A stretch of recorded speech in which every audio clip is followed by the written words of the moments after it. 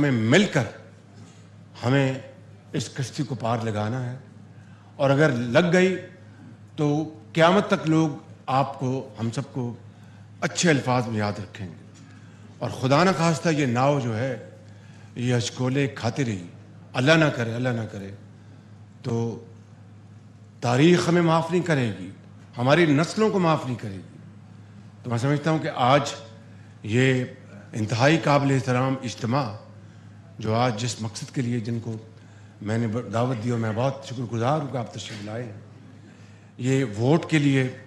جو کیمپین ہے، یہ اس کا اصل جو ہدف یہی ہے کہ یہ ووٹ لے کر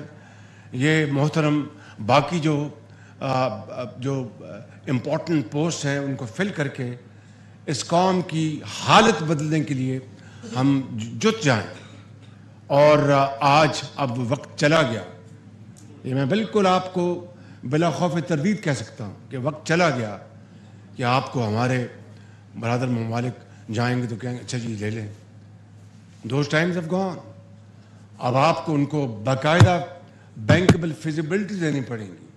ان کو آپ کو پرپوزل دینی پڑیں گی کہ جناب آئیں اور آ کے سرمایہ کاری جس کے لیے وہ بخوشی آئیں گے۔ کیا ہم اس کے لیے تیار ہیں؟ کیا ہم نے اس کے لیے تیاری کی ہے؟ Big question mark. تو میں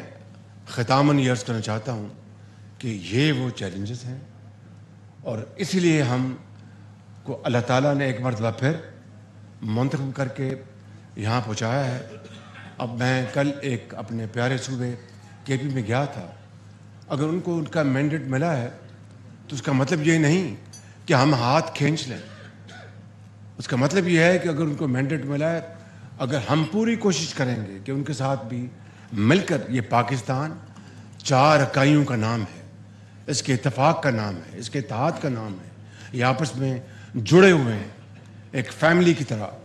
تو ہمیں اپنی پوری کوشش کرنی ہے انشاءاللہ کہ ہم مل کر چلیں، اور اگر آج ایک روٹی ہے تو حصہ بقدر جصہ اس کو بانٹ کے کھائیں، جب کل 4 روٹیاں ہوں گی تو اس کو اور خوش دلی سے لوگ کھائیں گے، 8 ہوں گی، 12 ہوں گی، یہ ہے وہ راستہ اس خوشحالی کی طرف۔ لیکن نہ میری تقریر سے، نہ باتوں سے، نہ اشعار سے، نہ مرثیوں سے، محنت محنت اور محنت۔ And truly for the first time I can say without any fear of contradiction, it's a journey of blood, sweat and sacrifice, nothing less, nothing more۔ تو بس میں اس بات پر اپنی بات ختم کرتے ہوئے اب اگلی طرف آتا ہوں کہ صدر پاکستان جناب آصف علی زرداری صاحب ہمارے کینڈیڈیٹ ہیں،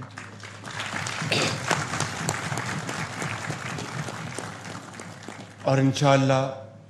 9 تاریخ کو وفاق میں نیشنل اسمبلی، سینٹ اور صوبوں میں صوبائی اسمبلیاں انشاءاللہ انتخاب کریں گی۔ سب عزت اور ذلت اللہ تعالیٰ کے ہاتھ میں ہے، مگر خدا تعالیٰ کے فضل و کرم سے ہماری جو صوبوں میں، سینٹ میں اور نیشنل اسمبلی میں ایک اوور ویلمنگ میجورٹی ہے، مگر اس کا مطلب یہ نہیں کہ آپ نے ووٹ نہیں مانگنا، یہ ہمارا فرض ہے، فرض اولی ہے۔ ووٹ کے لیے ہم نے ہر جگہ پہنچنا ہے۔ میں نے آج سے 4 دن پہلے ہم نے مشاورت سے کمیٹی تشکیل دی تھی، جس نے ووٹ آپ سمجھتے نہیں بھی دینا، ان کے پاس بھی ہمیں جانا چاہیے، شاید کہ اس کا دل بدل جائے کہ یہ میرے پاس آئے ہیں اور ووٹ دیا ہے۔ یہاں پر 1-2 بڑے آنریبل ممبرز بیٹھے ہیں، میں ان کا بہت شکر گزار ہوں کہ انہوں نے اپنی خود خوش دلی سے ہمیں ووٹ دیا، اور وہ پریزیڈنٹ صاحب کو بھی انشاءاللہ اب ووٹ دیں گے۔ تو یہ میں سمجھتا ہوں کہ ہمیں اس کو پیٹرن کو فالو کرنا ہے، اور میری آپ سے آخری استدعا یہ ہے کہ 9 تاریخ کو یہ فیصلہ ہو جائے کہ واقعی ہم ان تمام پارٹیز کو 2/3 عوام نے ووٹ دیے ہیں اور 1/3 ایک اور کو دیے ہیں، اس کی جو ریفلیکشن ہے عکاسی، وہ اس دن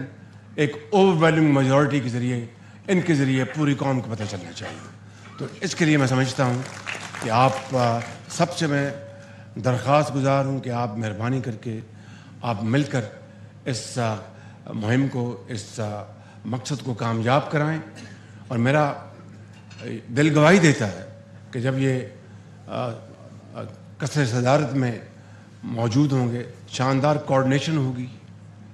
اور مقاصد کے حصول کے لیے ہم آہنگی ہوگی، یکجہتی ہوگی.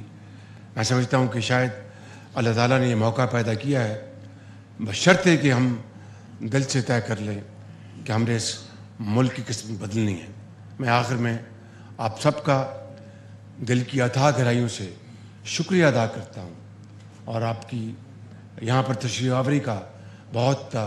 ممنون ہوں کہ آپ تشریف لائے ہیں. ہمیں حوصلہ ملا ہے کہ یہ 2018 نہیں 2024 ہے